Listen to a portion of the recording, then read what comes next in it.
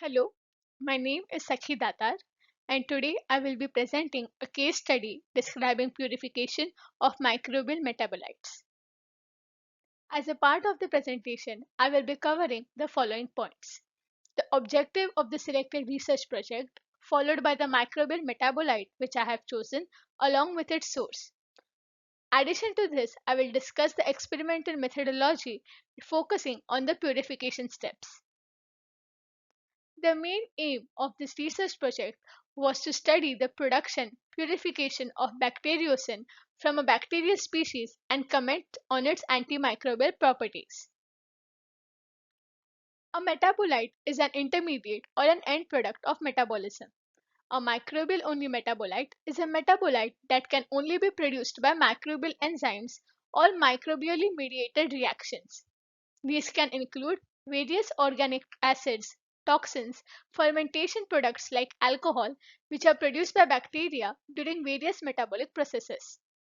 Bacteriocins are one such proteinaceous or peptidic toxins produced by bacteria to inhibit the growth of similar or closely related bacterial strain.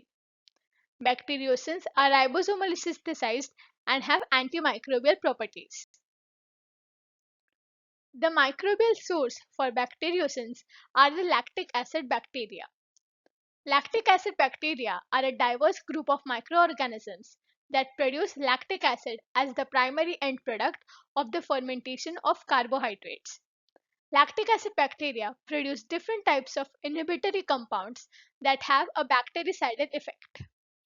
The inhibitory compounds produced include metabolic end products like bacteriocins, which are antimicrobial peptides with antibiotic effect, hydrogen peroxides, and numerous organic acids depending on their fermentation pathway.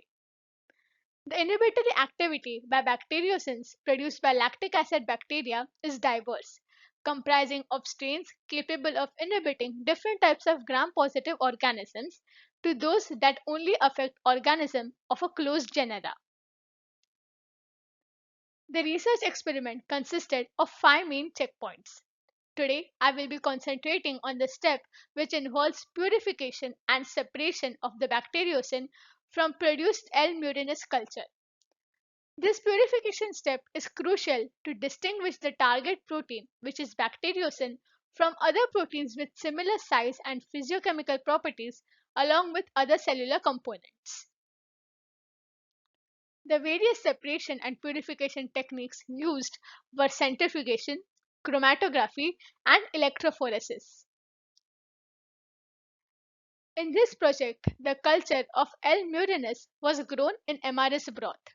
After incubation of cells, they were they were removed from the growth medium by centrifugation at 15,000 rpm for 15 minutes.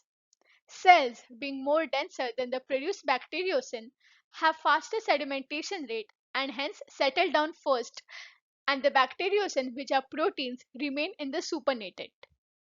The bacteriocin from the supernatant was concentrated using ammonium sulfate, and the protein precipitates were collected by using centrifugation at 6,000 rpm. Centrifugation employs use of centrifugal force, which is a force which acts from the center away from the center to separate particles. The relative centrifugal force experienced by each molecule depends on its density, size, frictional coefficient, etc. Often, denser particles settle down in the tube, while lighter or molecules with relatively smaller size tend to remain in the supernatant. To separate proteins, that is bacteriocin, from the supernatant from other cell components, they were precipitated using ammonium sulfate. Ammonium sulfate is a charged ion that binds to the proteins.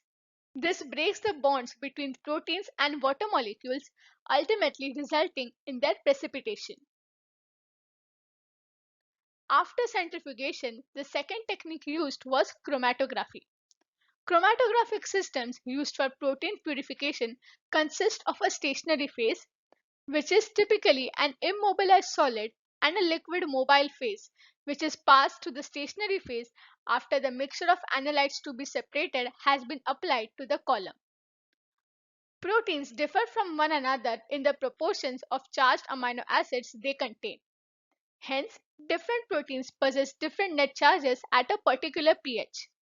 This difference is exploited in ion exchange chromatography, where the protein of interest is adsorbed to a solid support material bearing charged groups of the opposite sign, which is the ion exchange resin. Proteins with the same charge as the resin pass through the column. The resin used in this cation exchange chromatography is diethylaminoethyl cellulose, which is DEAC, with pH 5 to 9. The salt gradient used was NaCl and the buffer was tris HCl. The buffer used had a pH of 9. Bacteriocins have a isoelectric point of 8 to 10 and hence they carry a positively charged, ultimately binding to the negatively charged resin. Proteins with the same charge as the resin pass through the column to waste. The bound proteins are selectively released from the column by gradually increasing the concentration of the salt ions in the buffer passing through the column.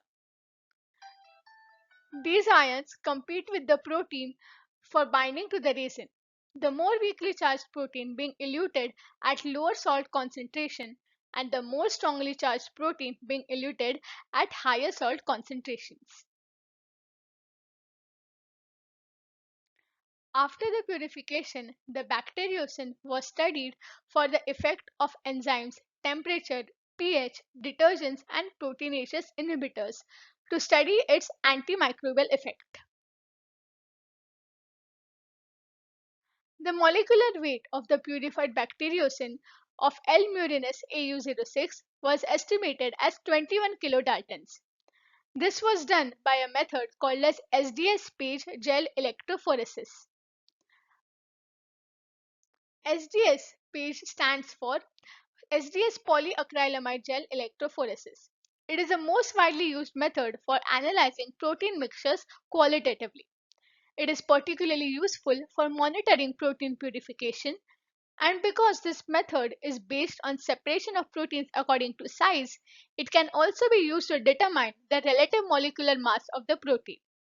It is often used after each step of purification protocol to assess the purity or otherwise of the sample. A pure protein should give a single band on the SDS polyacrylamide gel. Following is the principle of SDS page. The sample is first boiled in a buffer containing beta mercaptophenol and SDS, which stands for sodium dodecyl sulfate. This causes denaturation of proteins and binding of the SDS molecule to the proteins. SDS is an anionic detergent and is used to give all the proteins a uniform negative charge. Normally, one SDS molecule binds to two amino acids. SDS page is a combination of two gels, stacking gel and resolving or running gel. Stacking gel stacks all the proteins in a single line. Both the stacking and resolving buffer contain glycine, which is a Zwitter ionic ion. At pH of 6.8 in the stacking gel, glycine has a neutral charge and hence it runs at a slower pace. The protein SDS complex is concentrated in tight band between the glycine and chlorine ions. Whereas in resolving gel, which is at a pH of 8.8, glycine carries a net negative charge and therefore runs at a faster pace, a 1 equal to the pace of chlorine ions. The stained protein SDS complex is thus left behind.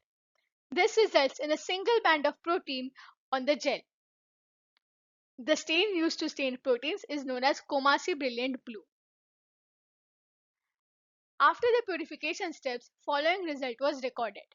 The bacteriocin from the cultural broth of L. murinus AU06 was purified to 4.74 fold with the yield of 28.92% as shown in the following table.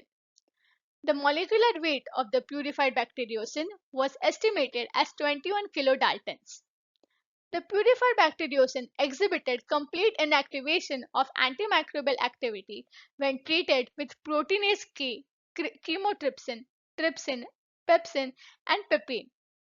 The purified bacteriocin also exhibited broad inhibitory spectrum against both gram-positive and gram-negative bacteria. This case study was based on the research paper titled Production, Purification and Characterization of Bacteriocin from Lactobacillus murinus AU06 and its antibacterial spectrum. The link of the research paper is provided in the presentation. In conclusion, the bacteriocin was purified using a variety of purification methods.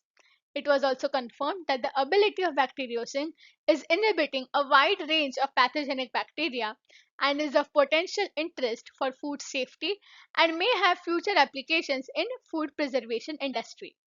Thank you.